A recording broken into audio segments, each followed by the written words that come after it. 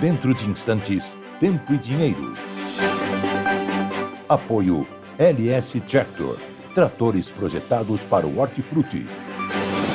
Copavel, a força que movimenta o agronegócio. Risa Sementes, semeando o agronegócio do futuro. Lotus Biosoluções, excelência em produtividade. Seja assinante do Clube do Tempo e Dinheiro. Entre no Clube do T&D. E Inovipab, a ferramenta do produtor rural. No ar, Tempo e Dinheiro, com Karina Botião.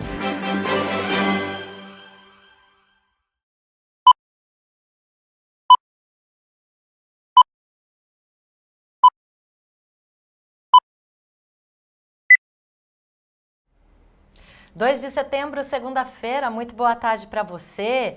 Mais um mês começando, a primeira edição do mês de setembro aqui do Tempo e Dinheiro. Portanto, seja muito bem-vindo a partir de agora, você, produtor e produtora rural, mais bem informados desse nosso Brasil. E já falando do clima, para esse mês de setembro, tem uma onda de calor muito forte já chegando nessa semana. Ela deve levar setembro a bater recordes históricos, inclusive de temperaturas, com 5 graus acima da média, se espalhando principalmente pelas regiões norte, centro-oeste e sudeste. Como vocês estão vendo aí no mapa, essas manchas avermelhadas e alaranjadas representam até temperaturas de até 5 graus acima da média. É um alerta que o IMET está emitindo, inclusive, a partir de meio-dia de amanhã até 18 horas de quinta-feira, por conta das altas temperaturas. João Batista, boa tarde para você, boa semana. Boa tarde, Karina Botião, muito boa tarde a todos os amigos do Tempo e Dinheiro. Olha, aqui o tempo no Mato Dentro, interior de São Paulo, tá meio, sabe assim, não tá legal, sabe, Karina? Tá um mormaço, né, uma cor meio amarelada, tem fumaça no horizonte, a gente não sabe se é fumaça das queimadas lá da Amazônia chegando aqui no interior de São Paulo, mas eu diria assim que o clima tá assim com cara de gripe, como eu estou agora. Então, mas temos boas notícias à frente. O mês de setembro vai trazer as chuvas de volta. Não já, é depois da segunda quinzena. Tem até data. Temos previsão de chuvas começando dia 22, lá no oeste do Paraná. No final do mês vai chover muito, mais de 100 milímetros. Mas até dia 20, calma, pessoal. Vamos levar. Vamos levando.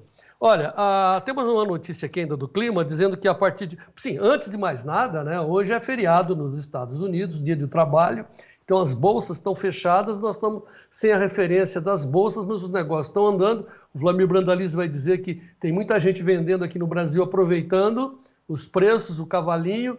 Isso é assunto para o Vlamir. Agora, a ANEEL acionou ontem já, a bandeira vermelha pela primeira vez desde 2021, e a conta de luz ficará mais cara em setembro. Aí ela não explica, quem olha assim e fala assim, é por causa da falta de chuvas e tal. Não é. É que o governo deu uma oportunidade para os irmãos Batista da JBS de assumirem as termoelétricas lá do Amazonas para gerar energia, só que a despesa vai ser distribuída para todos nós, inclusive para a Karina Botião, que tem que pagar, viu, Karina? Coitados, né? Coitados. Muito bem, então vamos agora, daqui a pouco a gente vai falar de chuvas, com toda certeza, e vamos falar também da questão do Musk, né, do Elon Musk, do X, do ex-Twitter, contra o Alexandre de Moraes.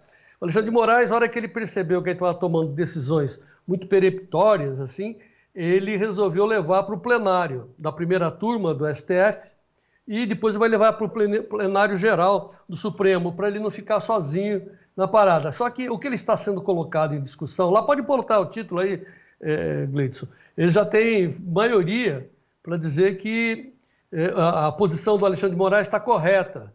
O que eles estão julgando? Não, a empresa internacional tem que ter uma representação aqui no Brasil para seguir as leis brasileiras. Mas não é disso que se trata, não é disso que nós estamos discutindo. Nós estamos discutindo censura, porque o Alexandre de Moraes estava obrigando o ex-Twitter a censurar algumas contas. E pior, já censurou também a Folha, porque não pode entrevistar pessoas que duvidam e discutem as decisões do Alexandre de Moraes. É disso que se trata, é censura. E é disso que nós vamos tratar já já. Mas falando de dinheiro, falamos de tempo, falamos de dinheiro, falamos de política, vamos mostrar o dólar. O dólar mesmo sem Nova York está andando 5,62, com alta de 0,22%. A soja parou na sexta-feira com 10 dólares, veja aí, ó, 10 dólares redondinho, com uma alta de 7,5. Havia um prenúncio de chegar em alta hoje, como está acontecendo, mas amanhã, quando as bolsas voltarem, vamos perguntar para o Vlamir. E o café arábica, como é que parou, Gleidson? Nova York está fechada, com perda de 3,55 a 244,05. Olha, uma notícia importante, a China está comprando muito café no Brasil, o que parecia uma coisa para o século que vem e tal. Faz 3 anos que a gente dizia, se cada chinês tomasse uma xícara de café na vida, nós não teríamos cafés para abastecer os chineses. Pois é, eles dobraram, esse ano eles vão comprar 400% a mais de café no Brasil, está se transformando no principal player comprador dos cafés do Brasil. É um investimento espantoso. Preste atenção, cafeicultor, que não vai ter café suficiente para abastecer os chineses. Dito isso, boa informação, né, Karina Botião? João Batista, seguimos aqui atentos. Mas antes de começar aqui o nosso programa com todo o nosso conteúdo, quero colocar a bandeira do Brasil, que nos representa, que representa todos os produtores todos os produtores rurais do nosso país, sempre com uma mensagem de otimismo, de esperança, de muito trabalho, de que o Brasil vencerá. Mais um mês começando e o Tempo e Dinheiro está no ar.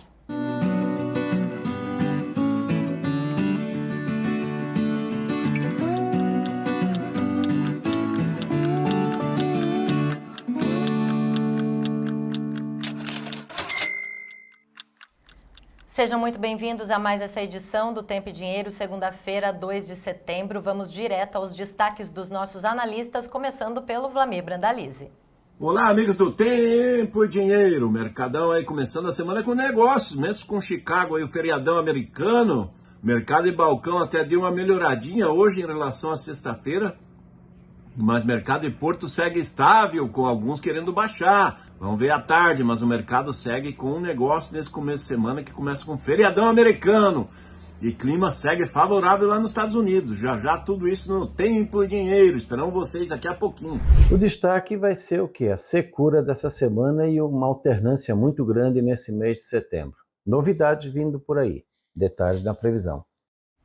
Muito boa tarde a todos. Capital Paulista nesse momento com 25 graus, aquela névoa, né? A visibilidade estava vendo aqui no máximo 5 quilômetros, ou seja, muito seca e muita fumaça, o que tudo indica, poluição aqui na capital paulista. De qualquer forma, está bem abafado o clima por aqui. Bom, o mercado do boi gordo, esse abre a semana assim, com negociações em alta, tanto lá na B3 quanto no mercado físico. O mercado físico já tem mais firmeza, 8 praças entre 32 pesquisadas pela Scott apresentaram alta e o mercado futuro vai se posicionando para essas altas que estão por vir. Vamos dar uma olhadinha agora lá na B3, negociações apontando um pouquinho de alta, queda no vencimento mais curto, 246,35, mas em função da alta registrada já na última sexta-feira, devolve um pouco, sobe um pouco, devolve outro.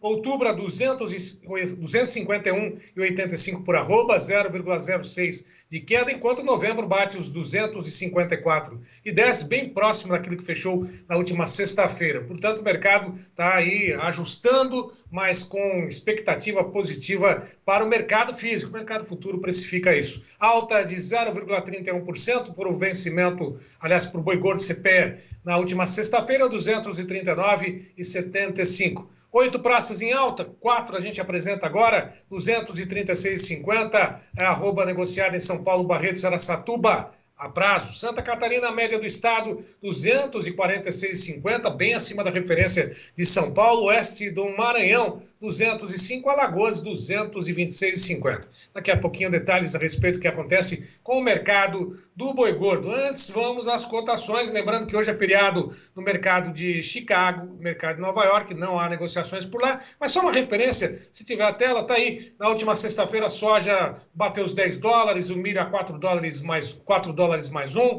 o trigo negociado a 5 dólares e 51. Em Nova York o café recuou, mas mesmo assim com expectativa de preços e cotações firmes, os fundamentos prevalecem.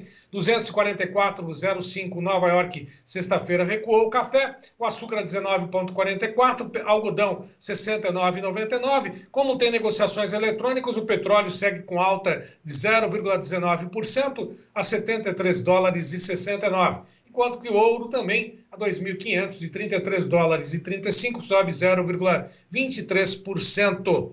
Com relação ao mercado do café, negociações, exatamente isso, mercado cambial, tem aí as negociações com o dólar em alta de 0,15% a R$ 5,61 mais 99. E o índice Bovespa, aí sim, negociações na Bolsa de Valores, na B3, 0,82 de queda, 134.890 pontos. E é só complementar, café em Nova York não tem negociações hoje, amanhã vai ser um dia de ajustes, enquanto que Londres opera com café também com ajuste, depois daquela estilingada da semana passada, agora 4,77 de queda a 4.712 dólares por tonelada. Café segue aí nas negociações com fundamentos firmes e o mercado futuro oscilando um pouquinho. Karina Botião. Obrigada, Sérgio Braga. Boa tarde para você, boa semana. Eu começo aqui as notícias do agronegócio, vendo o que a manchete, quais as principais notícias do agro no site Notícias Agrícolas. Gripe aviária infecta vacas leiteiras da Califórnia, ampliando o surto nos Estados Unidos. Safra de algodão já está 70% comercializada e o novo desafio será negociar a próxima temporada. Mamão. Agosto fecha com alta nos preços. Tomate. Clima mais ameno retarda a maturação, porém oferta continua elevada. E ovos. Demanda não sobe conforme esperado e preços caem em agosto.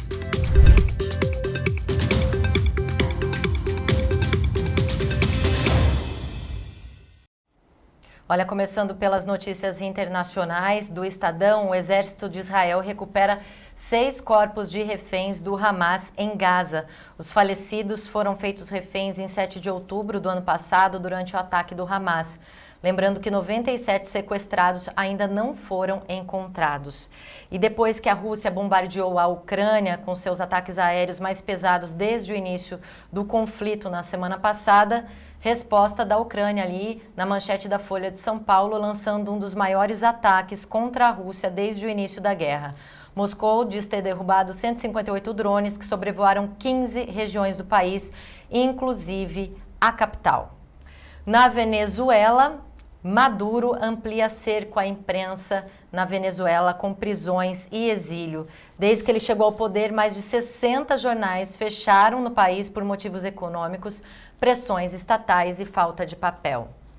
No Brasil, da Infomoney, gestores projetam um Selic a 11% e dólar a R$ 5,40. A inflação já é citada como risco e os motivos mais citados foram a agenda fiscal brasileira, a inflação local, seguido aí por temores da política monetária doméstica e também política externa.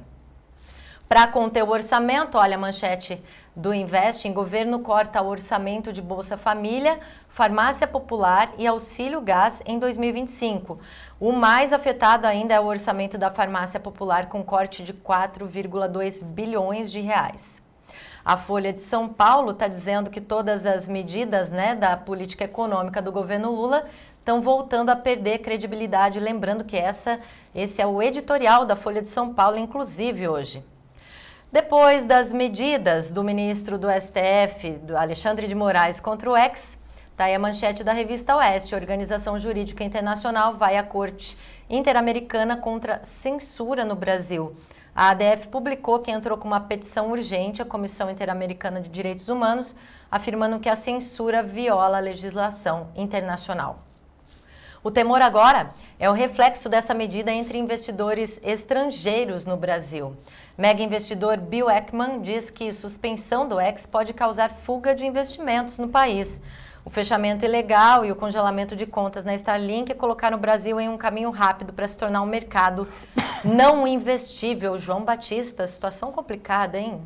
Então, mas pelo menos essas manchetes vão ao ponto do assunto principal, que é a censura. Então, estamos dando nome aos bois, as manchetes estão dando nome aos bois nesses casos, dizendo que o que o ex-Twitter, a ex está...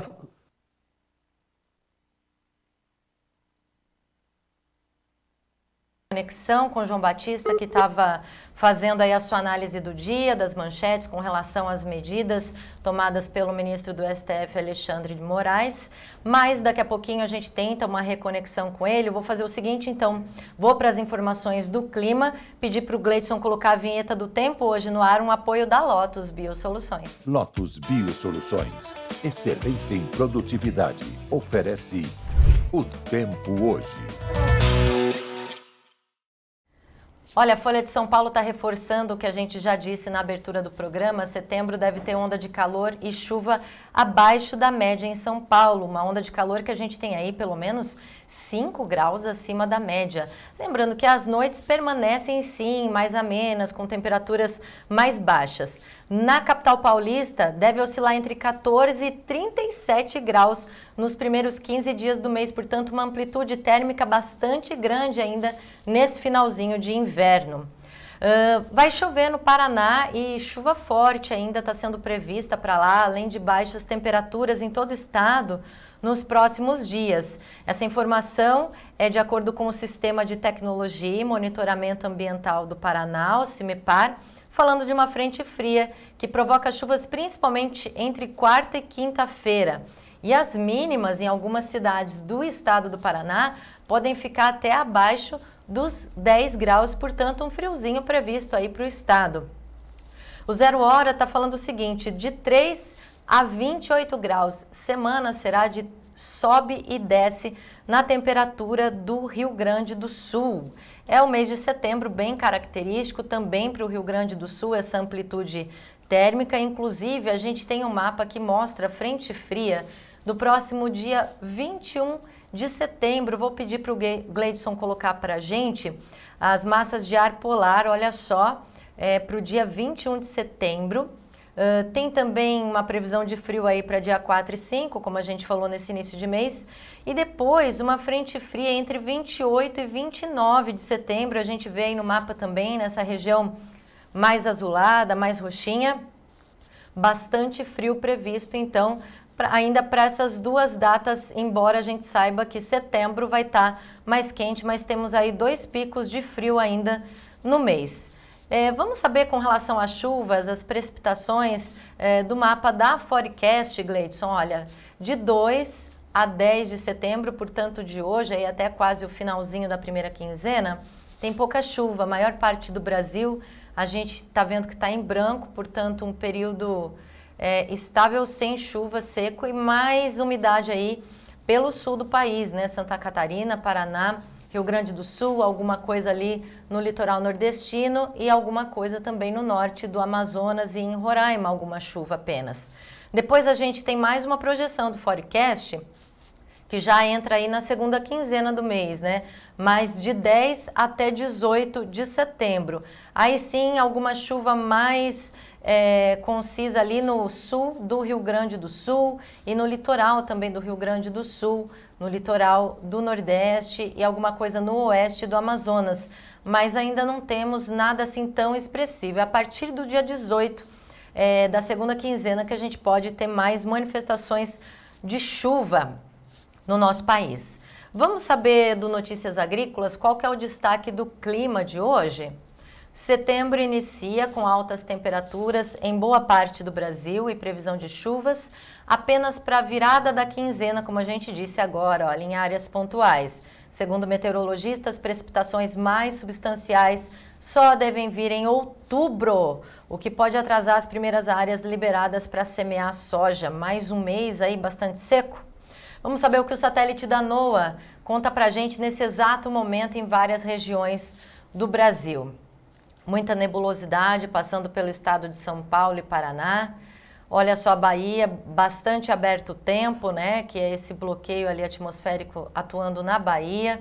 Alguns pontos de umidade só no Amazonas, mas bastante nebulosidade pelo estado de São Paulo, que é o que a gente está vendo mesmo na paisagem hoje por aqui, mas um Brasil bem seco. E vamos então à tela do Cosmo Imet, né? As projeções do Cosmo Imet para os próximos 7 dias para a gente ver. Tem chuva chegando pelo Rio Grande do Sul, daqui a pouco o Coutinho vai dizer para a gente qual que é o impacto disso, qual que é o volume dessas chuvas. Mas antes, vamos conferir no programa Cosmo Imet. Começando nossa previsão então por amanhã, terça-feira, dia 3 de setembro, olha só, um Brasil com tempo estável, ensolarado, muito seco durante essa terça-feira. Na quarta-feira, dia 4, mesmo cenário, quase nada de chuva para todo o Brasil, mas durante o dia essa chuva vem para o Rio Grande do Sul. E no dia 5, quinta-feira, fica em praticamente todo o Rio Grande do Sul e Santa Catarina também, pegando um pouco ainda do centro-sul do Paraná. No dia 6, sexta-feira, essa umidade vai indo embora, se espalha um pouco pelo litoral de São Paulo, Rio de Janeiro, Espírito Santo. No dia 7, sábado, ainda tem um pouco de umidade ali pelo litoral do Espírito Santo, na Bahia também, no norte do Amazonas, mas é só isso, alguns pontos de pouca umidade aí no dia 8, domingo, mas é um Brasil essencialmente seco durante essa semana, com exceção aí de alguma chuva entre dia 4 e também dia 5 no Rio Grande do Sul. Vamos saber do nosso especialista da Climaterra, Ronaldo Coutinho, o que ele explica pra gente. O que se espera para setembro? Muita irregularidade na chuva. Até o dia 15, praticamente, como podem ver aqui, ó, o país inteiro, quase boa parte dele, com pouca chuva. Nessa semana, então, nem se fala. Alguma chuva aqui no Rio Grande do Sul, aqui vai ser quarta e quinta, terça-noite, quarta e quinta, principalmente aqui na campanha, no sul e oeste. Santa Catarina e Paraná, a chuva tende a ser mais ali no decorrer da quarta, tarde e noite e quinta-feira, a frente fria passa, pega aqui na quinta-feira, nessa parte, Mato Grosso do Sul, Paraguai e sul de São Paulo, e depois vai embora. Então, é pouca chuva no sul do Brasil, mais aqui no Rio Grande do Sul. Numa imensa área do centro-oeste e sudeste, tempo seco. Praticamente só alguma chuvinha aqui no litoral de São Paulo, Rio de Janeiro, Espírito Santo. Continua com alguma chuvinha aqui entre o litoral do Nordeste, principalmente no fim de semana, mas está indicando, quer dizer, no final dessa semana, mas está indicando pouca chuva. Só nuvens de chuva nessa faixa verde aqui, pegando aqui também em cima da Chapada Diamantina. Grande parte do Nordeste tempo seco, grande parte do Norte também. Mais seco no centro e sul do Pará, um pouquinho melhor no Norte, Amapá, uma boa chuva em Roraima, Norte e Oeste do Amazonas e pouca coisa no Acre. Quando chega os 15 dias, já começa aos pouquinhos a mudar. Aumenta um pouco mais a chuva aqui entre Roraima até o Acre, melhora aqui no leste do Amazonas, melhora um pouquinho aqui em Rondônia, começa a aparecer os primeiros sinais de chuva aqui, ó. Essa aqui provavelmente vai ser entre o dia 13 e 16 de setembro, ou seja, finalzinho dessa quinzena e início da outra. Aqui no Mato Grosso do Sul também, está indicando chuva aqui mais na parte sul, uma parte agora nessa quinta e talvez lá pelo dia, semana que vem, alguma coisinha de nada. E aqui no sul, uma melhora no Rio Grande do Sul, Santa Catarina e sul do Paraná. Aqui a parte norte não. São Paulo, pouca coisa aqui no sul, extremo oeste, e melhora também aqui, ó, no leste do Nordeste, com uma boa chuva nesses 15 dias. Grande parte do país ainda tempo seco. Qual é a novidade? É que está indicando que a segunda quinzena de setembro vai ser boa em termos de chuva aqui no Mato Grosso, Tocantins, Goiás, Sudeste. Vai dar uma melhorada, a chuva vai chegar mais ou menos no tempo certo de começar algum plantio entre o Sudeste e o Centro-Oeste. Aqui no Paraná também melhora a condição de chuva. Então o pessoal que quer fazer algum plantio, esperem ali para o dia 10, 15, vão acompanhando a previsão aqui no Tempo Dinheiro, no canal do Tempo também, para a gente ir atualizando para ver se vale a pena começar já no dia 10, 15, 18, para aproveitar um pouquinho antes da chuva chegar, aproveitar o plantio e para logo em seguida vir a chuva em cima. Então tudo indica que a segunda quinzena de setembro, o mês vai ser abaixo da média, mas a segunda quinzena de setembro está indicando que vai ser boa em termos de chuva em relação ao ano passado. A chuva chegando mais ou menos um pouco mais cedo na época, permitindo o plantio. Esse ano não é igual ao ano passado. Esse ano, essa região aqui vai ter uma situação bem melhor em termos de safra.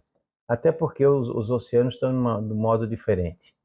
Inclusive, já começamos a entrar no patamar de laninha, tá? Já baixou de 0,5 negativo e tudo sinaliza uma laninha de moderada a forte, uma laninha forte ao longo da primavera, começo do verão. Na temperatura, vamos ter sem meio termo, ou frio demais ou calor demais. Hoje deu geada em Palmas, Paraná, com 7 décimos negativo, deu 7 décimos negativo em São Joaquim, deu geada aqui entre o Paraná e Santa Catarina, aqui no norte do estado. Amanhã ainda dá um friozinho, esquenta de tarde, esquenta bem na quarta, esfria de novo na quinta. Na sexta pode ter geada nos campos de Palmas, norte do estado, Serra, meio oeste e norte do Rio Grande do Sul, Campanha também. Então vai ser um setembro que não tem muito meio termo não, ou quente demais ou frio demais. De vez em quando se desenha um frio forte no miolo do mês. Agora vai ser quente. Na segunda quinzena deve cair a temperatura. Então é um mesinho bem complicado esse. Mas a boa notícia é a chuva querendo voltar na segunda quinzena. E o pessoal pode acompanhar aqui no nosso canal os diversos vídeos e acompanhando a semana. Da Climaterra, Saúde e a Cameraman, Ronaldo Coutinho. Lembrando que esse quadro foi um oferecimento da Lotus Biosoluções. Um novo conceito em nutrição vegetal que está oferecendo para agricultores de todo o Brasil mais produtividade. Lotus Biosoluções, excelência em produtividade. João Batista? Você notou o detalhezinho, né? Que a cameraman do Coutinho deu um espirro, ou seja, a gripe está por todo quanto é lado. E também não está, censura, não podemos achar que foi isso, né? Perdi a internet de rádio. Será que o provedor cortou bem na hora que eu estava falando de censura? Coincidência, hein? O importante é que eu estou falando com vocês agora através da Starlink. Estou direto no satélite. Olha a importância desse instrumental para a liberdade das comunicações, liberdade das pessoas. É o nosso caso. Então, agora eu vou falar um pouco de meteorologia, depois eu volto a falar da história da censura. O que o Ronaldo Coutinho acaba de dizer é a grande notícia, né? Que o Centro-Oeste vai ter um ano diferente do ano passado, que as chuvas vão chegar na hora certa, conforme a gente estava prevendo. Então, assim, tem um pouco de paciência. Ele falou, ó, no máximo dia 18 de setembro, porque as chuvas chegarão dia 22. A gente tem até a data aí. Vamos mostrar, Gleidson? A Rural Clima está mostrando aí as colunas de chuva. Pode ampliar, Gleidson. Vai ter uma chuvinha no dia 22 de setembro, coisa de 5 milímetros, pouca coisa, mas depois lá no dia 26, aliás, isso daí é uma previsão para o oeste do Paraná, hein? Tá? Engenheiro Beltrão.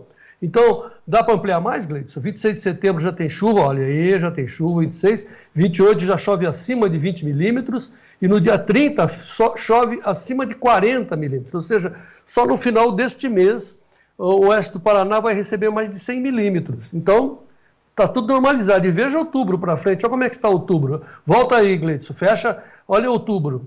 Mas é muita chuva em outubro. Então, assim, estamos voltando dentro da normalidade. E a outra coisa que o Coutinho informou é sobre o Laninha. Estamos sempre dizendo que o Laninha vai ser muito curto, como eles dizem, tão curto quanto um coice de porco. Vamos mostrar. Olha o Laninha. Está se instalando, segundo o Coutinho, mas dezembro, janeiro e fevereiro ele vai estar fortíssimo. Só que as chuvas não serão cortadas porque nós teremos aquecimento no Atlântico, lá perto perto da Argentina ali, Buenos Aires. Então está vendo aquela mancha vermelha à direita no Atlântico, vai garantir chuvas para dentro do Brasil, enquanto que o Laninha vai cortar lá para baixo, mas vai manter chuvas também no centro-oeste brasileiro. Só que vai ser curto. Olha o próximo período do Laninha, olha como ele se esvai. Fevereiro, março e abril, some o Laninha. Então, com essa circunstância que o produtor tem que trabalhar. 18, 20 de setembro em frente, ripa, porque depois nós vamos ter cortes de chuvas lá na frente. Assunto claro para o Dr. Molion, que vai estar conosco aqui, Luiz Carlos Molion, climatologista. Todas essas informações nós vamos trazer com detalhes. Mas voltando agora à questão da censura que caiu à minha internet, eu estou falando com vocês aqui através da Starlink. Olha, tem uma manchete aí, eu quero que o Gleidson ponha para a gente, que é da Folha, dizendo que o TSE, o TST, ministérios de Lula, eles continuam publicando no X, mesmo após o bloqueio no Brasil. Eles estão utilizando, quer dizer, é de uma hipocrisia, de uma inconsistência espantosa. Como é inconsistente também o fato do Alexandre de Moraes colocar para a primeira turma a questão da expulsão do X do Brasil. Já tem maioria, são 5 votos, já conseguiu maioria, porque é voto do Zanin e voto do Flávio Dino, são indicados do Lula. Então é tudo compadrio, Então isso está resolvido. Vai para o plenário geral, também vai dar maioria. Então, desse mato não sai coelho. E pior, já está formado maioria, muito que bem. Agora, preste atenção no Globo, onde mais uma vez a jornalista Miriam Leitão passa o pano, tenta justificar a ação de censura do TSE, do Supremo Tribunal, dizendo que não é censura. O que está em questão não é a liberdade de expressão, diz a Miriam Leitão, mas o respeito às leis brasileiras. Miriam, não é disso que está sendo discutido. Sim, vocês querem discutir isso. O que nós queremos discutir é a censura. Tanto é que nós estamos fazendo um editorial que está à sua disposição no nosso site, o Tempo e Dinheiro Oficial, com esse título: Manifesto pela Democracia ou pela Hipocrisia? Vocês se lembram, em agosto de 2022, foi divulgada a Carta pela Democracia com muita pompa e circunstância na Faculdade de Direito da USP? Essa foto mostra aí. Todas, assim, tinha milhões de assinaturas coletadas, de signatários políticos, empresários, manifestantes, gente famosa, artistas, todo mundo assinando, queremos a volta da democracia. Só que naquela época, nós estávamos vivendo a democracia plena, não se discutia isso. Mas eles queriam mesmo era a volta do Lula e ter o Lula como definidor das nossas vidas. Hoje, o que nós estamos vendo é censura na Folha e essa expulsão do ex. Por isso nós perguntamos: a perseguição à liberdade de expressão no Brasil, o cerceamento do trabalho da imprensa, como aconteceu com a Folha de São Paulo, fazem parte da democracia que essas pessoas almejavam ao Brasil? E como estavam ali também as figuras econômicas, que também exigiam a volta da democracia, mas ao mesmo tempo exigiam e viam a volta do rombo nas contas públicas sem controle. Perguntamos: era este o modelo de administração democrática que vossas senhorias, formadas em economia na USP, queriam? Era isso mesmo que vocês conseguiram? Parabéns. Infelizmente, nós não concordamos, Karina Botião. A gente vai para um rápido intervalo agora. Na volta, o João conversa com Vlamir Brandalize sobre soja, milho e, claro, tem muito mais informações ainda hoje no Tempo e Dinheiro. Não saia daí.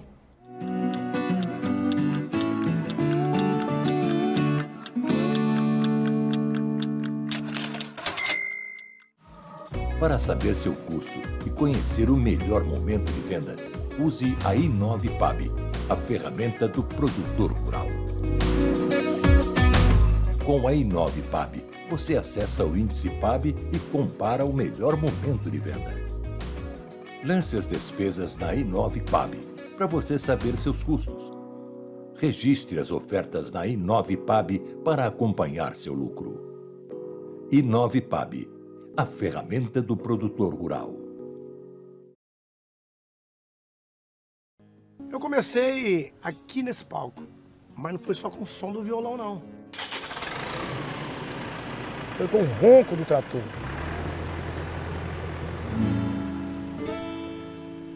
Eu sempre fui um produtor rural e quero crescer cada vez mais. E a marca que eu escolhi para mim é a LS Tractor. Ela tem força, tecnologia e amor pelo campo. Maravilhoso, né? É show demais! É tão show que eu pedi bis. LS Tractor, tecnologia sul-coreana, coração brasileiro. Isso é bruto, hein? A Risa Sementes acredita que um solo vivo é o ponto de partida para uma agricultura mais sustentável. A integração do capim no sistema de manejo traz inúmeros benefícios físicos, químicos e biológicos que ajudam a recuperar a fertilidade do solo. Com sementes de alta qualidade e conhecimento, trabalhamos para difundir o capim como ferramenta de produtividade na agricultura e pecuária. Risa Sementes, semeando o agronegócio do futuro.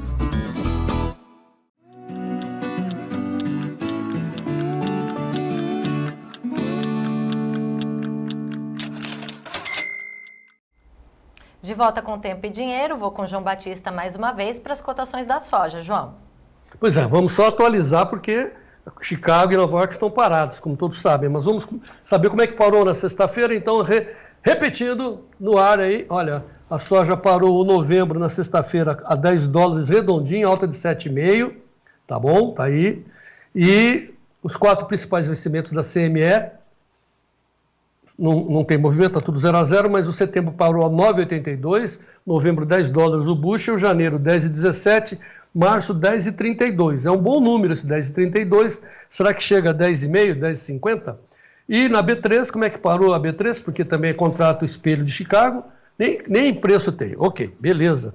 Então vamos levar esses números e as perspectivas, porque os negócios estão ocorrendo aqui no Brasil, ao Vlamir Brandalize. Notícias da soja no ar, Gleidson.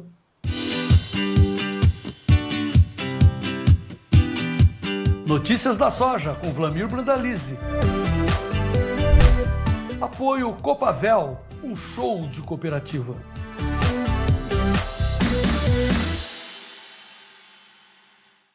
Dom Vlamir Brandalize, muito boa tarde. Boa tarde, João Batista. Boa tarde a todos. Semana começando aqui, feriadão lá nos Estados Unidos, hein, João? Pois é, e muita gente atenta aqui com a audiência nossa lá em cima para saber como é que estão os negócios dentro do Brasil. Mas antes, a questão climática. Conversávamos fora do ar agorinha, onde o Brandalize estava assim meio receoso dessas informações publicadas por um cara que o Brandalize respeita muito, que é o Ronaldo Coutinho. Ele está dizendo que vai chover, ô Branda? Tomara que esteja certo, João, mas eu vi pelo fim de semana que nós passamos aí no interior, a minha região é uma região que chove sempre, não tem esse problema de estiagem, raramente ficamos muito tempo sem chuvas. E o que a gente tem visto é um ar quente que circula e é típico de base, de véspera de chuva, e não tem chovido. As chuvas não aparecem, esse ano está meio esquisito. Eu acho que é um ano de muita emoção na área de mercado e área de clima. O produtor tem que estar muito atento às informações aí para ele fazer a coisa certa. Eu vou recorrer aos evangelhos e dizer que você é um homem de pouca fé. Acredite na ciência, as chuvas virão. E você viu o que ele falou? Eu acredito na ciência, senhor. Eu sou um homem de ciências, sou formado em engenharia ainda. Não, viu, Brando, agora falando sério. O Coutinho disse que não só ela vai voltar calendarizada lá pelo dia 18, vai chover, nós mostramos que vai chover bem, no seu Paraná, inclusive, como também vai restabelecer as chuvas lá no centro-oeste brasileiro, Mato Grosso principalmente, Mato Piba, de acordo com o calendário, volta-se ao normal. Agora, claro, né, você tem razão em desconfiar, né, eu só acredito vendo São Tomé. Vamos em frente. Fala do mercado agora. Olha, João, com relação ao clima, eu vi vários especialistas, não só o Coutinho, né, que é um dos líderes aí da informação, seguindo a mesma lógica. E se olhar os mapas, ele está dando isso mesmo. Então, vamos torcer que esteja tudo dentro da coerência para funcionar, para o produtor começar o plantio efetivo aí no período normal e a safra ser boa, o produtor conseguir ter boas produtividades.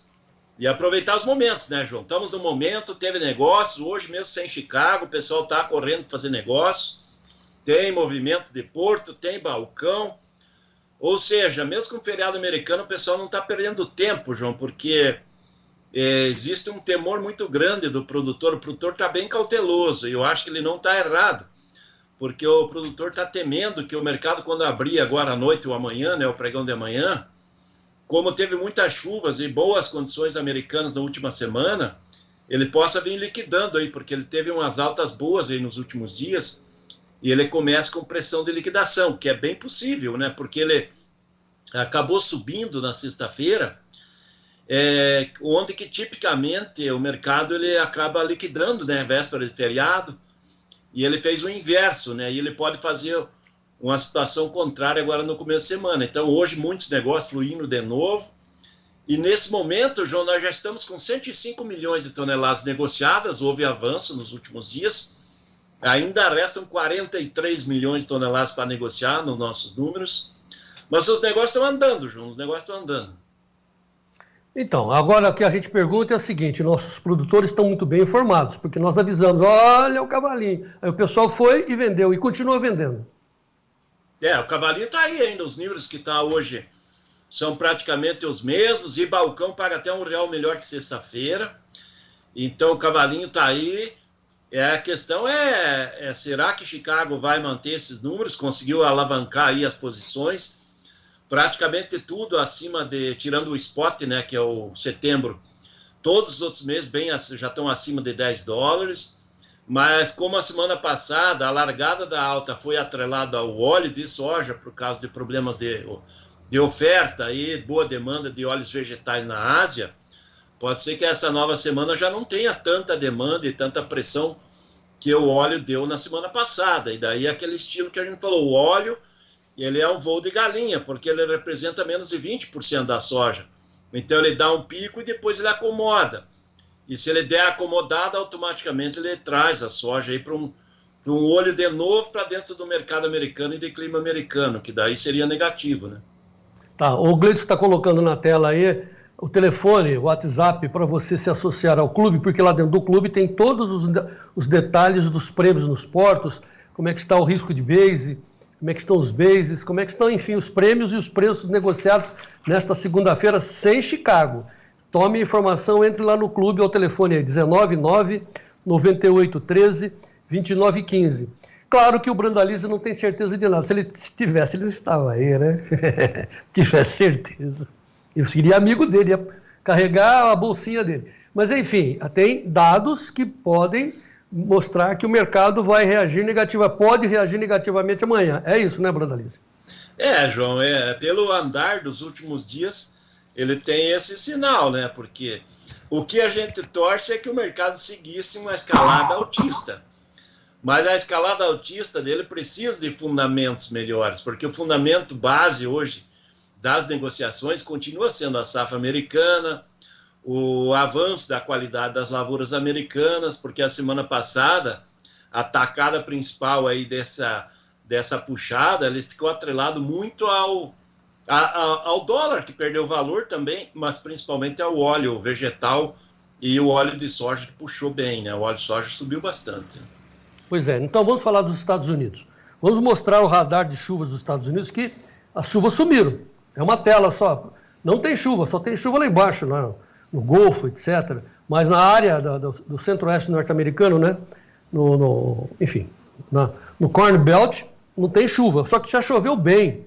Por isso nós temos um outro mapa dos Estados Unidos mostrando de 7 de setembro, ou seja, de sábado que vem, a 7 de outubro, também o centro-oeste vai ficar sem chuva. Só que tem uma explicação. Serão chuvas abaixo da média, não é sem chuvas. E sem danos significativos para a safra. A safra foi encaixada já, né, Brandão?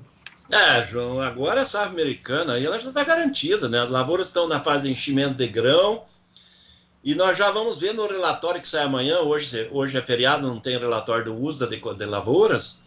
No relatório de amanhã nós já vamos ver bem adiantado aí a maturação de lavouras. Então, maturação, provavelmente na próxima semana tem colheita, é final de safra. E como a safra americana ela tem uma variação de prazo muito curto, né, mais ou menos 30 a 40 dias, então agora ela já entra na fase que está na fase de enchimento de grão e maturação, depois começa a colheita, não tem muito mais o que perder, né?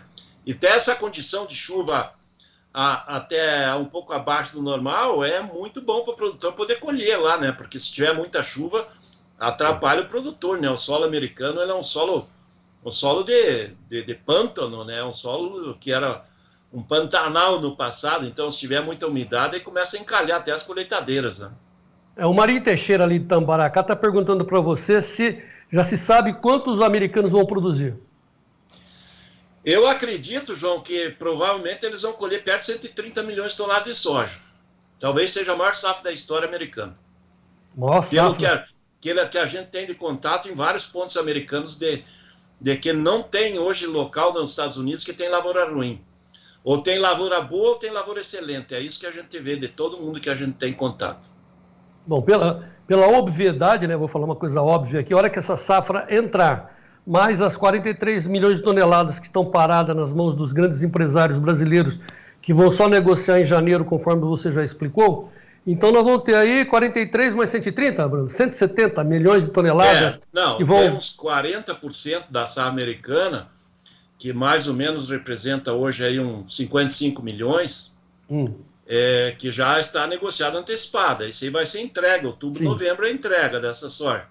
O produtor americano tem quase 60% ainda para negociar, então é esse volume livre como também na Argentina tem uns 35 milhões de toneladas para negociar, né? Então tem soja em tudo que é lugar para negociar. Até no Paraguai ainda tem soja para negociar. Tá, então eu vou pedir para o Gleidson agora voltar com as cotações de Chicago. Então, assim, nós estamos vendo o março, CME, Gleidson, não, CME, o março, olha aí, a 10,32. Isso é tendência ou recuo? É voo de galinha? Não, João, ele foi, mas ele tem muita dificuldade de ir ao 10,5, né? Como também esse março, ele está muito tranquilo, acima dos $10. Então, hoje a janela desse março é 10 a 10,5, e amanhã, quando o mercado voltar, se o mercado não tiver nenhum obstáculo aí com relação a dólar, financeiro, por exemplo, ele tem grande chance de liquidar e esse 10,32 aí, cair talvez para 10,20, alguma coisa assim. Não é uma queda expressiva, mas ele tem muito mais chance do pessoal exercer lucros em cima das altas anteriores do que ele tentar buscar os 10,5 aí, efetivamente, já nesse primeiro pregão da semana, né, João? Porque o vencimento março é muito importante para nós, que seria o nosso mês de entrega.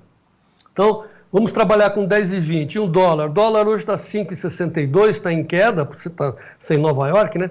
Você cravaria quanto o dólar, Vlamir? Só para a gente fazer uma conta de padeiro. Não, o dólar não der. O dólar é possível que amanhã ele até acomode um pouco mais, né? Porque aparentemente hoje o governo já anunciou novos cortes de gastos, aí, de investimento, gastos do ano que vem para tentar dar uma acalmada no mercado financeiro. Então, mas o mercado financeiro já está desconfiado nesses cortes que o governo tem feito, porque ele, na realidade, ele indica que vai fazer corte, mas não faz, né? Mas ele tem começado a mostrar mais interesse em tentar acomodar a questão cambial, porque a questão cambial acaba afetando bastante a inflação brasileira, que ela também já começa a dar um sentido de reação. Isso afeta a própria situação do Banco Central agora em setembro aí, de definir para que rumo vai, né, João, com relação aos juros, né?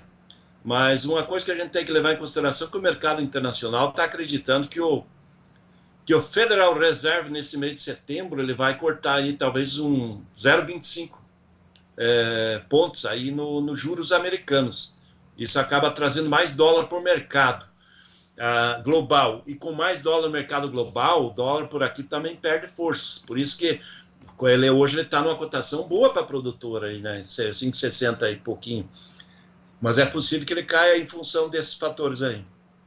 Quem sabe, quem esteve conosco na aula especial, na live especial do Vlamir e o Belinello, que a gente coordenou aqui no Tempo e Dinheiro, aprendeu como pegar o dólar, através de NDFs, lá no banco. Né? Entra no Banco do Brasil, etc., fala para o gerente, né? Aprenda isso e tal, e segure o dólar, porque é meio inevitável que esse câmbio deve ceder, né, Vlamir? É isso, né? João, a questão é o seguinte, né? No mercado financeiro brasileiro, hoje se comenta em dólar em 5,40 no fim do ano. Então, hoje ele está 5,62 praticamente. Então, ele está valorizado perante o que se espera no fim do ano, né? Muito que bem. Vamos fechar a soja e vamos para o milho? Olha, João, o mercado da soja segue um negócio, produtor aproveitando, eu acho que não está errado, não. Ele está aproveitando fazer posição de safra velha, que está com cotações bastante interessantes, e também garantindo uma parte da safra nova para não deixar passar o cavalinho encilhado, né? Na semana passada nós tivemos mais de 3 milhões de toneladas de safra nova negociada, nós já estamos aí perto de 20% da safra nova negociada. O ritmo andou, ainda está abaixo da média, que seria 30, né?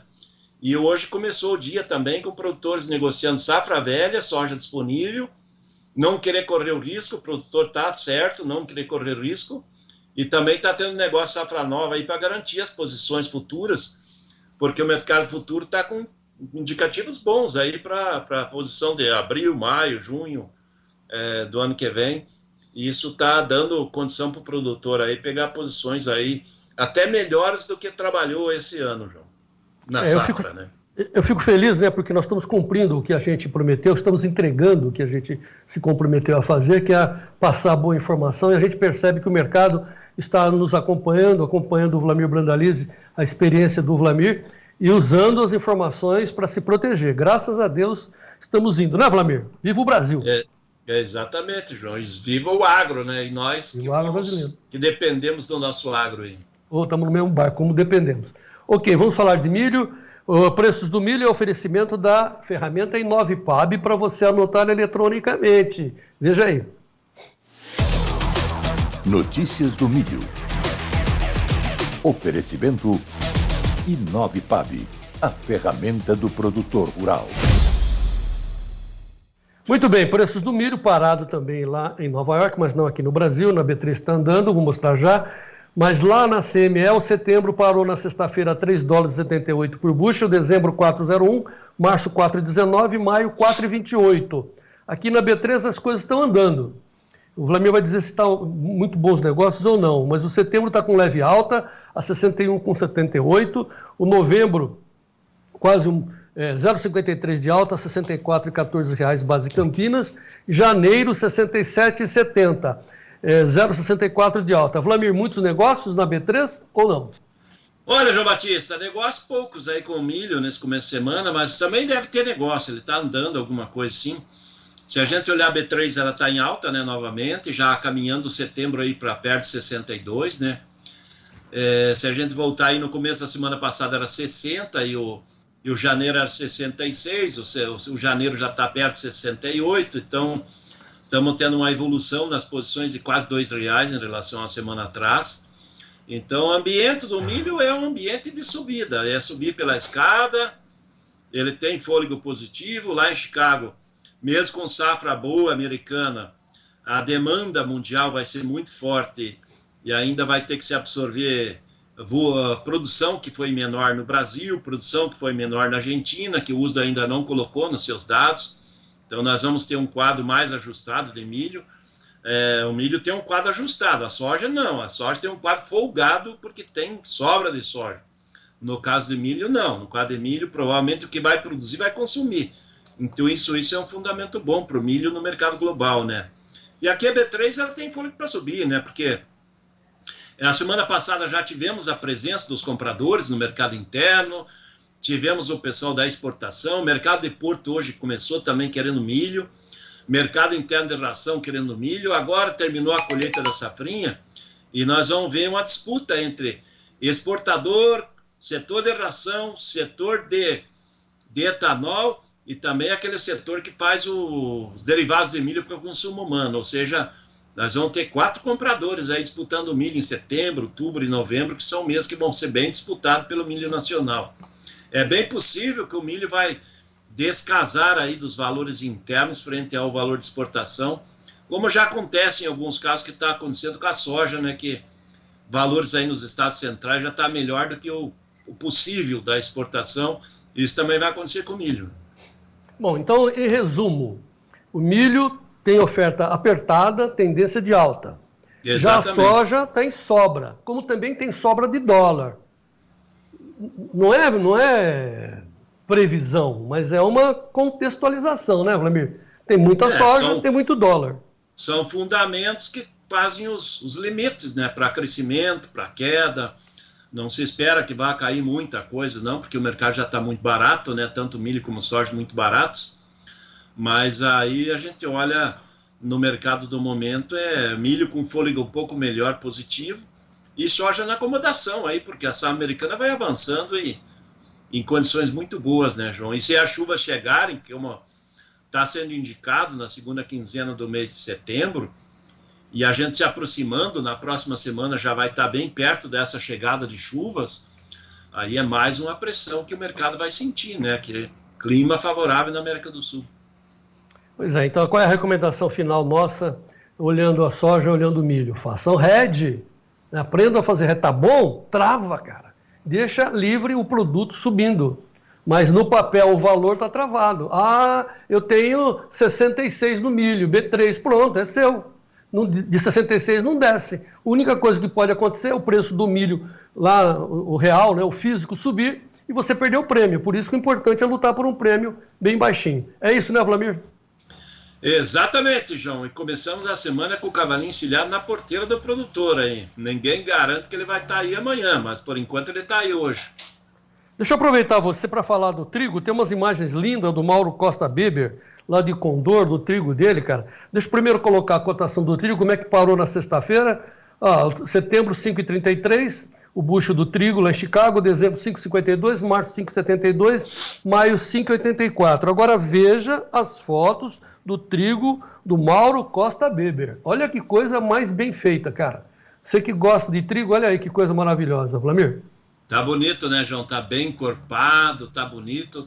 Ó. Tá soltando o cacho, ó, o cachinho ali, que bonito, ó, com um bom volume de grãos. E tá bem saudável, aparentemente, né? Esse é um trigo de alto potencial, então tem que dar os parabéns, tá conduzindo bem a lavoura. Olha como é que só. Ó, que coisa linda, cara. Nossa, que bom, hein? Tomara que o clima, né, permaneça fiel aí ao Mauro e que a gente siga em frente. Como é que está o mercado do trigo? Olha, João, a semana começa aí, como o trigo é muito vinculado ao mercado internacional, está meio parado, né? Mas hoje varia de R$ 1.380 a R$ 1.500 a tonelada.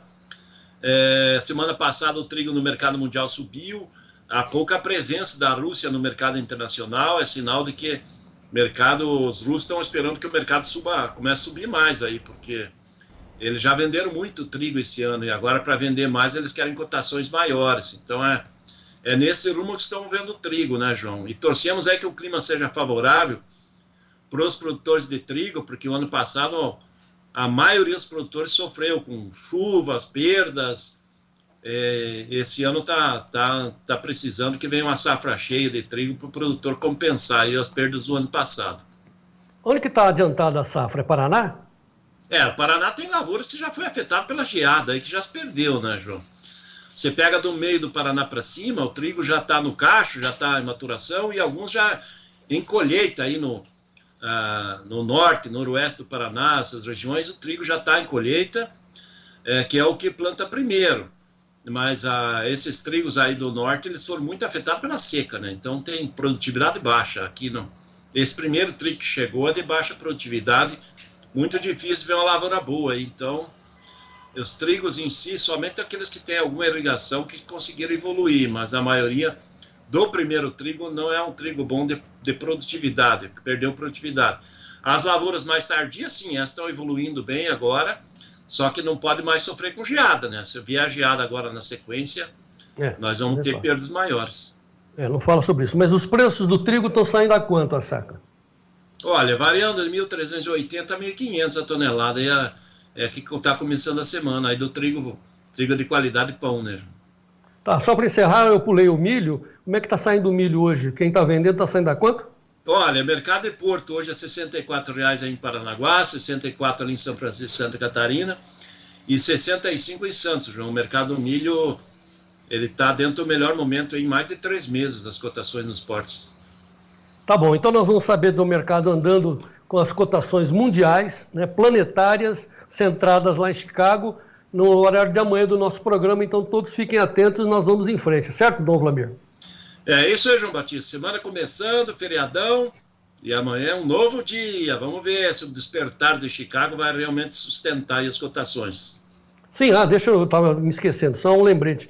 Fizemos uma reunião, eu, o Vlamir e o Belinello, porque teve muita gente que participou conosco naquela live fechada e gostou muito, pedindo uma continuidade da nossa atenção para com eles. Então nós estamos decidindo já até o final do mês fazer uma outra passada para acompanhar a safra, porque as chuvas estão chegando no final do mês e a gente precisa dar atenção para os nossos amigos, certo, Vlamir?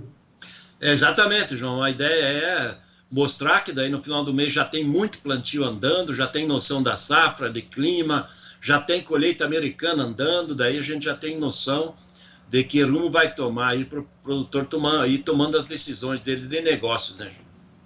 Muito bem. Vlamir Brandalize, muito obrigado. Vamos em frente e até amanhã. É isso aí, João. Boa semana a todos. Vamos em frente. Karina Botião, apesar de nós não estarmos com Chicago andando, olha que show de informações do nosso amigo Vlamir Brandalize, não é? Isso mesmo, João Batista, com certeza. Eu sigo daqui agora com as informações também do mercado da mandioca, com Fábio Isaías Felipe, um apoio do Simp e a BAN. Mercado de mandioca. Oferecimento Simp e ABAN. Vamos às nossas atualizações sobre o mercado da mandioca. Pois bem, tivemos mais uma semana ali de oferta insuficiente. Esse cenário se deu muito em função ainda do clima, uma vez que as chuvas que ocorreram nas regiões produtoras foram pouco suficientes para uma retomada mais expressiva das atividades de campo. E, além disso, a gente tem observado uma certa retração de uma parcela dos produtores em função da rentabilidade. Mas essa oferta tem ocorrido em um cenário de demanda fortalecida, principalmente por conta da necessidade de reposição de estoques na indústria de fécula. Bom, na semana houve uma queda pouco expressiva de 0,7% no volume de moagem das fecularias, mas quando a gente considera o acumulado de agosto, a queda foi bastante considerável, foi ali de 14%. E nesse cenário de oferta menor e demanda ainda fortalecida, novamente os preços subiram. Então, foi a 12ª semana consecutiva de elevação nos preços. A alta na semana passada foi de 2,3% na média CPEA, com o preço médio em 0,93 centavos por grama de amido, o que equivale a R$ 536,60 por tonelada de mandioca posta em indústria. É o maior nível de preço desde janeiro desse ano em termos nominais. Tá? Vale destacar ainda que a média de agosto subiu 7,6% frente a de julho, também ali o terceiro mês de altas consecutivas. Na semana passada, a alta no Paraná foi de 1,9%, com o preço médio ali próximo de R$ 1,98 por grama, ou 563 por tonelada. Também houve alta no oeste paulista, muito em função da demanda de empresas do Paraná, e a alta lá na região foi de 2,9%, com o valor médio do grama de amido em 79 centavos por grama, equivalente a R$ 455 por tonelada. No MS, houve um certo avanço da colheita, principalmente por produtores que visam se capitalizar. Ainda assim, consideramos um cenário de baixa oferta. De todo modo, em Mato Grosso do Sul houve uma leve queda de 0,4% na semana passada, com o preço médio em 0,88 centavos o grama de amido, equivalente a R$ 510,40 por tonelada. O que a gente observa é que ainda deve prevalecer o clima seco nas regiões produtoras, ao mesmo tempo que há uma certa retração de produtores em relação à colheita. E assim, não se deve ter um avanço tão significativo na oferta de raízes, o que deve ainda dar alguma sustentação a esses preços. Mas em breve voltamos com mais informações sobre esse mercado. Mercado de Mandioca tem o apoio do SIMP, Sindicato das Indústrias de Mandioca do Estado do Paraná, e da ABAN, Associação Brasileira das Indústrias Produtoras de Amido de Mandioca. Muito obrigada ao Fábio Isaías Felipe pelas informações sobre o mercado. Agora nós vamos aos preços dos hortifrutis, um oferecimento da LS Tractor.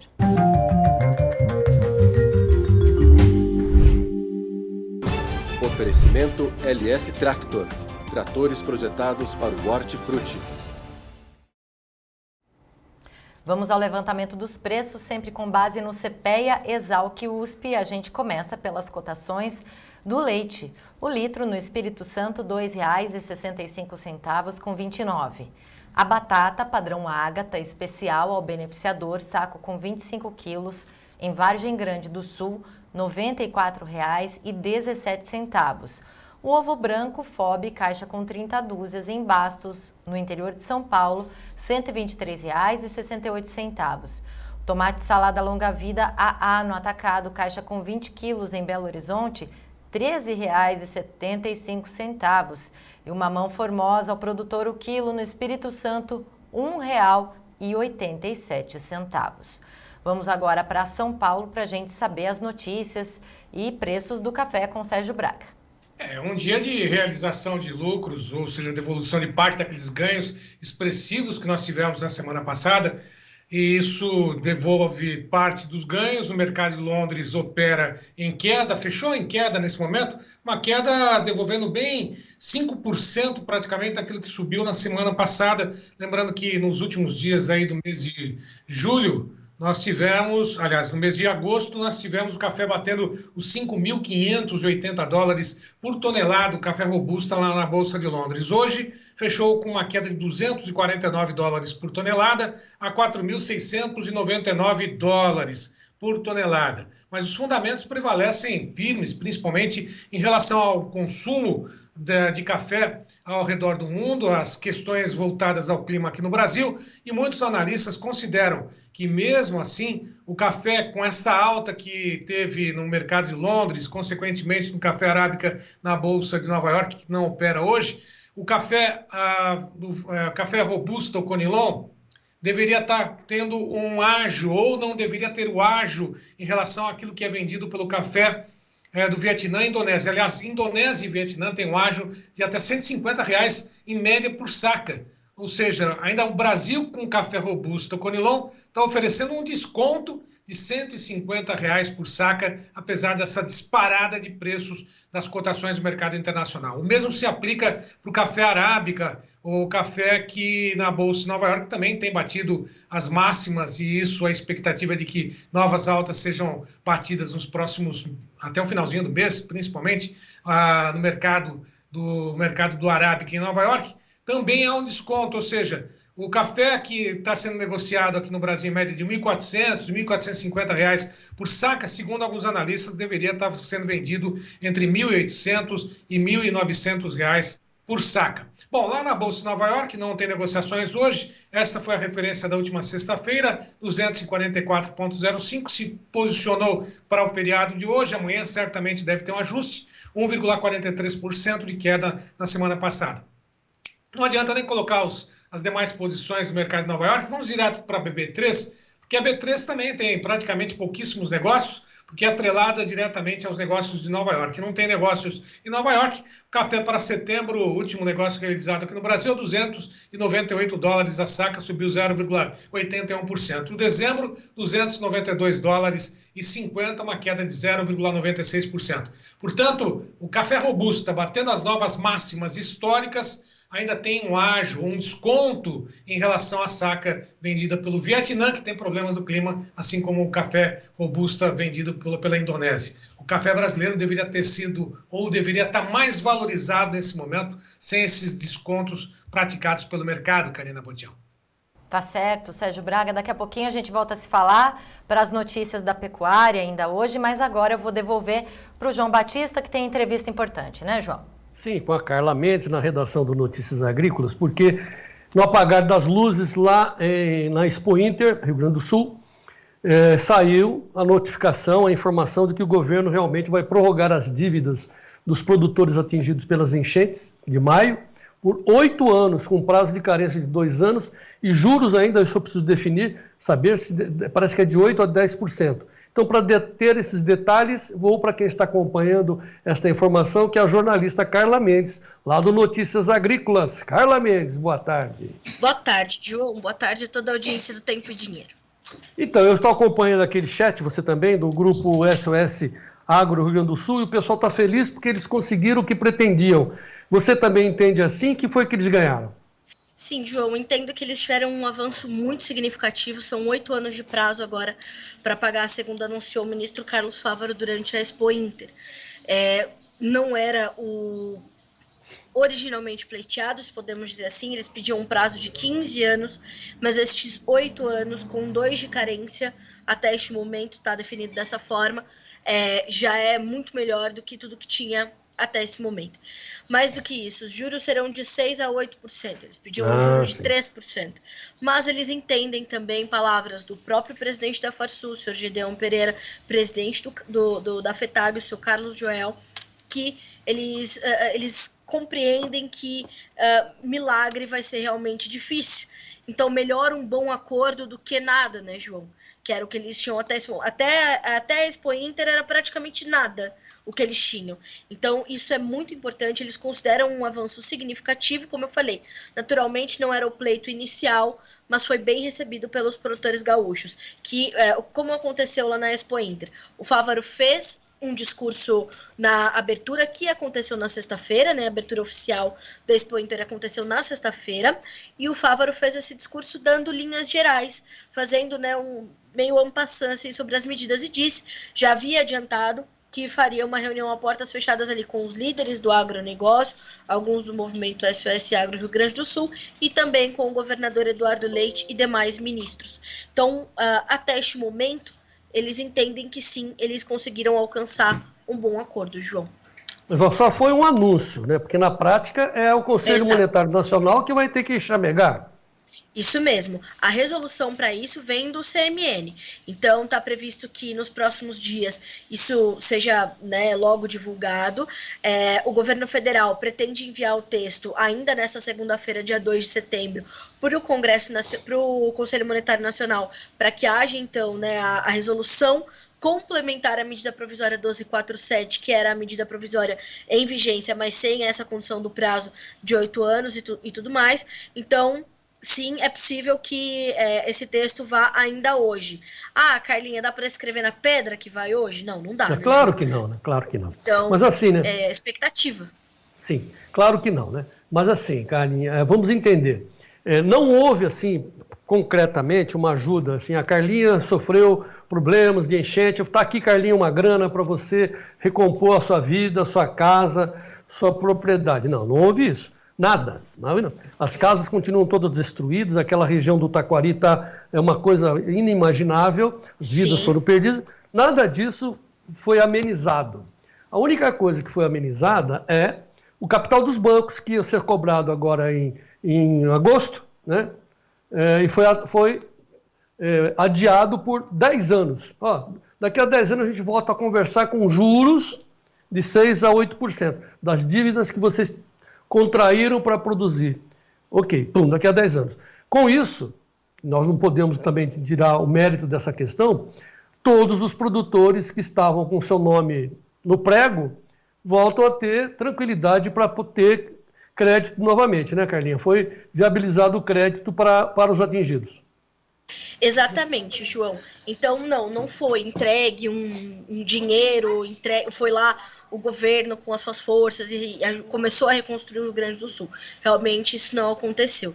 O que aconteceu é um pano quente para que os produtores tenham um pouco de tempo para pensar em como eles vão fazer isso que o senhor acabou de dizer. A maior preocupação deles agora, João, é colocar no chão a nova safra. Uma informação que contextualiza muito isso que o senhor está dizendo e ilustra muito o que está dizendo é a nova safra de trigo do Brasil. Nós estamos entrando no 3º ano de safra quebrada de trigo no país. E parte disso em função das adversidades climáticas naturalmente. Então já vinha sofrendo com a seca, sofreu com a geada, e no Rio Grande do Sul teve toda essa condição, como o senhor acabou de dizer, porque muito se perdeu de matéria orgânica do solo, nutrientes, potencial produtivo, enfim.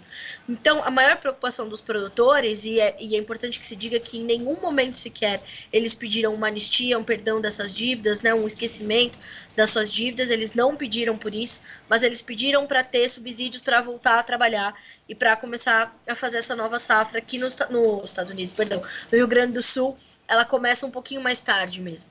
Então, o senhor está coberto de razão, eles ainda continuam angustiados, porque eles sabem que até eles acessarem esse dinheiro, até eles conseguirem entender como é que vai ser, como é que eles vão ter que pagar, são 2 anos de carência até o que está decidido até esse momento, vamos ver como vem do CMN, mas até que isso tudo aconteça, sim, João, ainda vai levar um tempo e na prática, portanto, ainda é quase que um vazio, né? Um horizonte meio incerto para o produtor gaúcho. Pelo menos o cara continua vivo, né? Está vivo para continuar produzindo, pagando as suas dívidas, pagando os boletos. Sim. Muito bem. E claro que a redação do Notícias Agrícolas vai continuar acompanhando essa informação importante. Você vai ser sempre o primeiro a saber, meu amigo produtor, através do trabalho da Carla Mendes lá no Notícias Agrícolas. Segundo assunto que a redação do Notícias Agrícolas está acompanhando com detalhes são a questão dos incêndios. Nós temos uma manchete aqui do Notícias dizendo que em São Paulo os incêndios chegaram a 8 mil propriedades afetadas, causando um prejuízo de 1 bilhão. E as perdas atingem vários setores do agronegócio. Só no setor de cana, as perdas estimadas em 500 milhões de reais. O que você tem para ampliar essa informação aí, Karina? João, o que acontece agora, né? As instituições, em especial do setor sucroenergético, elas estão fazendo ainda uma avaliação das perdas, porque esse número ainda pode subir. Uma primeira estimativa mostrava 350 milhões, subiu para 500 milhões, subiu para 1 bilhão. Olhando só para o setor canavieiro, para o setor sucroenergético, estamos falando de 500 milhões de perda. No agronegócio paulista, 1 bilhão, mais de 8 mil. O primeiro número eram 5 mil. Rapidamente chegamos a esses 8 mil. Então, no estado de São Paulo, especificamente, nós temos um fundo que foi disponibilizado pela Secretaria de Agricultura do Estado, que é importante só que se diga, é uma secretaria muito ativa, né? O secretário é um conhecedor do setor, e enfim, ele trouxe assim, medidas que foram realmente bem recebidas pelo setor, tão logo os incêndios foram registrados, mas do mesmo modo em que as perdas ainda estão sendo mensuradas, esse fundo de recursos que foi disponibilizado pela Secretaria de Agricultura do Estado de São Paulo, na ordem de 110 milhões de reais, ele também ainda está sendo avaliado pelo setor para entender o quanto ele consegue ajudar, né, João, a reconstruir o agronegócio paulista, depois dessa tragédia dos incêndios. Uma nova onda de calor chega ao Brasil, o senhor já deu essa informação ao longo do Tempo e Dinheiro dessa segunda-feira. Uma nova onda de calor chega ao Brasil, vai elevar as temperaturas em todo o país, em especial na região central. O centro-oeste, estados de Mato Grosso do Sul, deverão ter temperaturas acima de 40 graus, e durante o sábado, dia 31 de agosto, lavouras no noroeste do estado do Paraná foram também acometidas por novos incêndios, e o risco de que novas ocorrências sejam registradas ao longo das próximas horas também continua. Então, o que está acontecendo nesse completo inverso do que aconteceu no Rio Grande do Sul, ainda é uma preocupação muito grave. A Defesa Civil está levantando os problemas que foram pautados ali depois desses incêndios no noroeste paranaense. Então, muito do hortifruti se perdeu, reservas ambientais foram afetadas, os ventos muito intensos, né, fazem que o fogo fique muito descontrolado realmente. Então, agora é hora da gente olhar também para essa falta de chuvas. Setembro deve ser marcado por temperaturas acima e chuvas abaixo da média, que é um cenário bastante preocupante para a gente viver esse momento dos incêndios e entender o que vem na sequência, né, João? Que é o que mais preocupa o produtor agora. Mas tem boas notícias. Sim. Tem duas boas notícias, né? A primeira é que as chuvas estão aí. Então, assim, nós temos que passar esses 15 dias, vai ser um pânico, vai ser um desespero, e cabe a nós, da imprensa especializada, porque nós entendemos, não insuflar a massa. Isso né? Sermos muito focados na informação, né? E sem exagerar. Essa é a primeira informação, a boa notícia. A segunda, que pelo menos pararam de falar que foi o PCC que botou fogo no planeta. Porra, não que eu queira defender o PCC, muito pelo contrário. Mas, cara, deu um vendaval aqui, eu filmei, mostrei aqui no programa, um vento de 75 km por hora que pegou, praticamente varreu São Paulo, Minas Gerais, Mato Grosso do Sul, né, e as fagulhas andam quilômetros e quilômetros. Cara, de novo vou recorrer à sensatez do governador de São Paulo, Tarcísio de Freitas, que falou, não, foi essa ventania aí. E ele, claro, para falar isso, ele estava assessorado por gente que entende. Né? Então, assim, menos, hein? A Secretaria de Agricultura paulista, João, desde o primeiro momento, ela vem trazendo essas informações técnicas com muita clareza para a população. A Defesa Civil do Estado de São Paulo também, e o governador Tarcísio se posicionando muito rapidamente também. Essa transparência e essa informação técnica, ela tem um valor muito rico, porque realmente, se a gente vai para a grande mídia, né, a gente está falando aqui para uma audiência muito seleta, né, para uma audiência muito esclarecida, porque somos da mídia especializada. Mas quando a gente abre isso para a grande mídia, realmente as explicações estão ali muito rasas, e sempre achando, né, um bode para pôr na sala. Então, concordo com o senhor 100%, né, nem consigo discordar de nada, e o senhor fala como um jornalista completamente experiente que sabe que momentos como esse vão permitir, sim, que a massa se insufle e a gente tenha que depois ir revertendo isso com a comunicação também, né, João? Bom, portanto que a chuva vem aí. Vem. Hoje, segunda-feira, sem os mercados internacionais, os negócios perdem forças no Brasil, é manchete do Notícias Agrícolas, se tiver aí pode puxar. Mas eu queria comentar com você 2 informações do CPEA sobre preços de soja e milho que estão sustentados no Brasil. Quais são as informações? Isso mesmo, João. O CPEA apontou para os preços da soja, essa sustentação para os preços da soja disponível, essa oferta um pouquinho mais enxuta que nós temos agora, né, no mercado brasileiro, porque temos exportado bastante, as nossas exportações têm desempenhado bem, batido recordes e, de fato, nós tivemos uma competitividade muito forte da nossa soja, o que mantém os nossos prêmios sustentados, com mais ainda o dólar, apesar de hoje estar caindo, a gente está falando de um dólar acima de 5,60, tivemos um tempo acima de 5,50, isso ajudando a manter as cotações. A retração vendedora também do produtor nesse momento da soja disponível, né, do que ele tem ainda de soja 23, 24 para comercializar, também é um ponto trazido ali pelo CPEA como um pilar de sustentação. Eu levei essa análise para o Eduardo Vanin, da Agriinvest Commodities, ele disse, Carla, pode até ser, mas mais do que isso, o tamanho da safra brasileira, que foi menor do que o inicialmente estimado, depois revisado mais de uma vez, é também um ponto crucial de suporte para as cotações agora. Então, para o mercado da soja, nós temos esse cenário. Quando nós olhamos para o milho, João, nós temos ali um a mais, que é o produtor, aí sim, nesse caso do milho, muito reticente, né? E as compradoras já dizendo que elas têm certa dificuldade em alcançar novas aquisições, em garantir novos lotes, porque realmente os produtores estão segurando um pouco mais. Então, apesar da conclusão da colheita da nossa segunda safra, que hoje já é a maior safra do Brasil, né?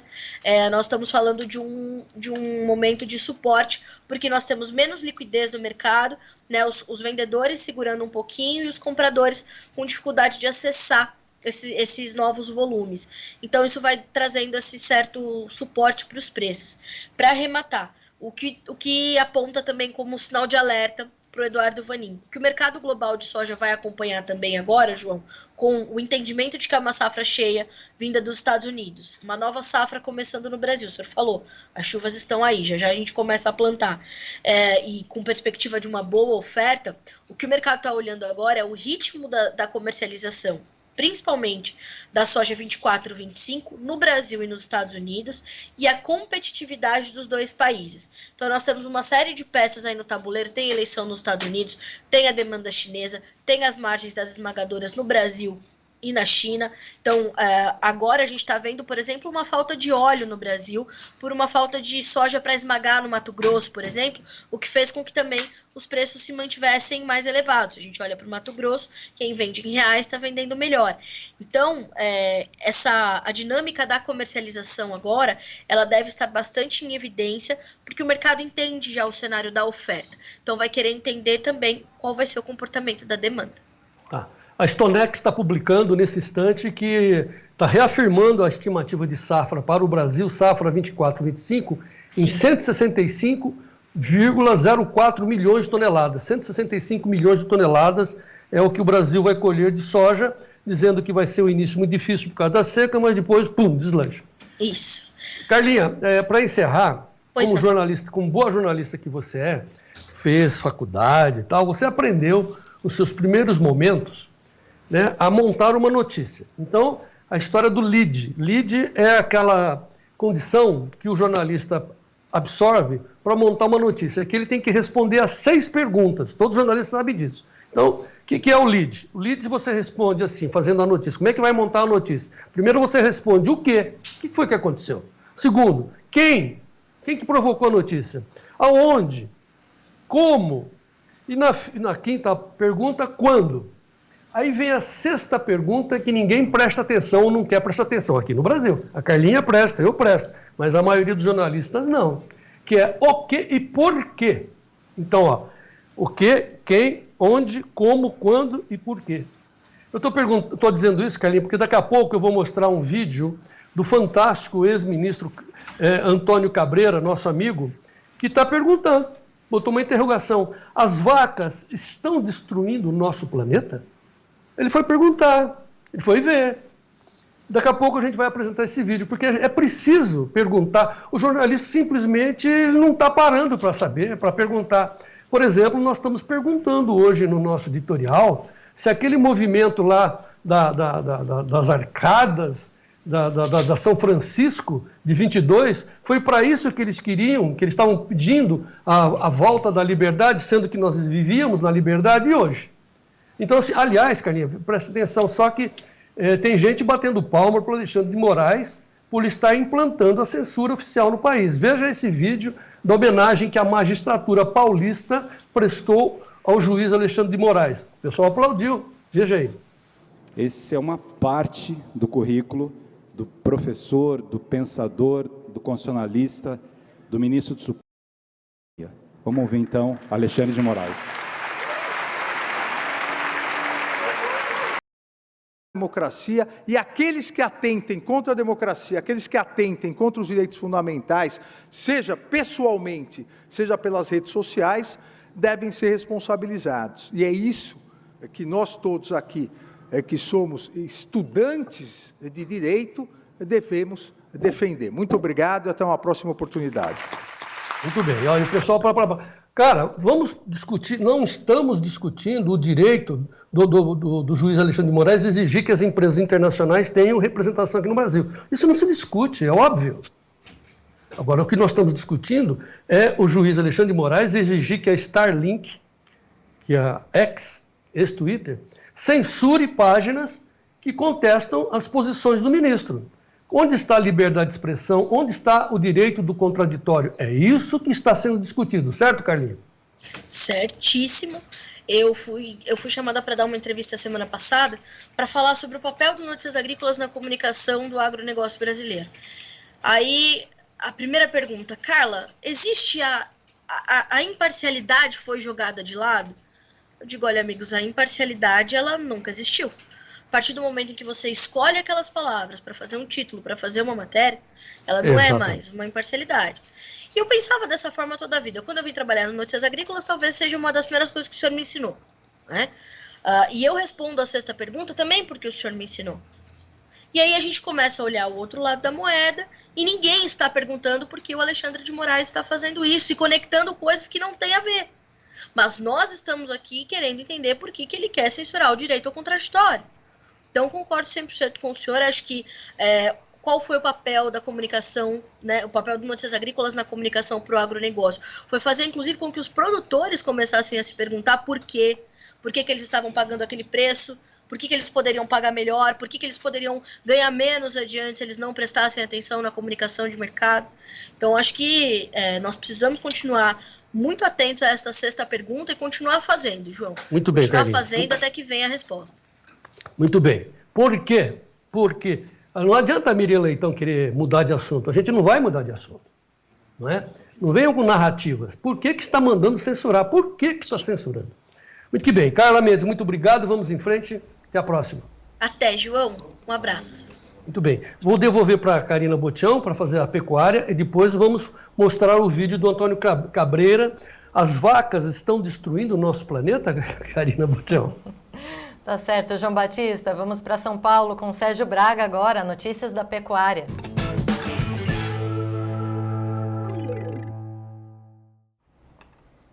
A primeira semana do mês de setembro começa com preços firmes no mercado físico. Mercado futuro tem lá a precificação ainda com arroba negociada acima de R$ 250 novembro adiante. Hoje devolve parte dos ganhos da última sexta-feira, mas o mercado segue com expectativa firme nas negociações. Tanto é que lá na B3 só agora tinha negociações no lado negativo, né? Começou a ajustar, começou a subir novamente e só o vencimento mais curto, por enquanto, setembro está do lado negativo aí, 246,80, recua 0,08%, enquanto que o outubro passa aos 252,35, sobe 0,14% neste momento, o novembro bate os R$ 254 mais 15 centavos, alta de 0,04%. Quanto ao indicador na última sexta-feira, está aí no último dia útil do mês de agosto, a 239,75, subiu 0,31%.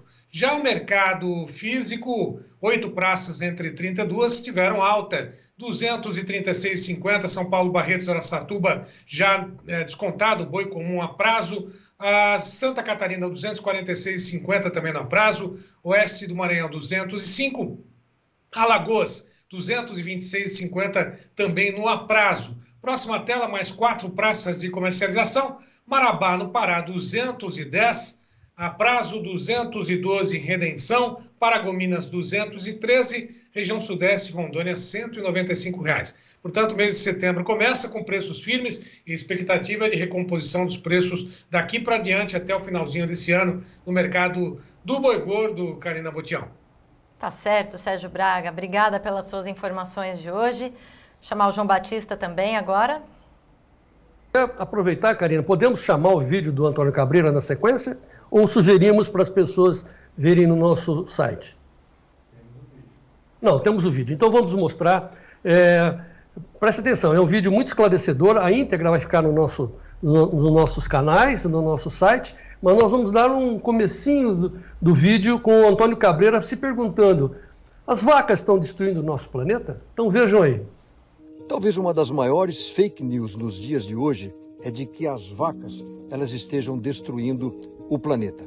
Eu acho interessante que essas pessoas que utilizam carvão, óleo diesel para gerar energia elétrica, eles estejam preocupados com o metano das vacas. Mas vamos entender como isso funciona. Vamos acompanhar o ciclo completo do carbono. Eu estou aqui numa fazenda, aqui no interior do Brasil, uma fazenda típica. Nessa atmosfera, aqui nesse ar, você tem moléculas de carbono. Imagine 10 moléculas de carbono aqui nessa atmosfera que serão absorvidos por esse pasto. Por esse pasto, através da fotossíntese, ele absorve essas moléculas, esses átomos de carbono. E é interessante que essa fazenda, eu estou aqui numa época de seca, que há vários dias que não chove, esse tipo de pastagem nós humanos não conseguimos utilizar isso para consumo. Somente os ruminantes, somente as vacas conseguem aproveitar através dessa pastagem que eles estão tendo aqui, converter isso em alimentos.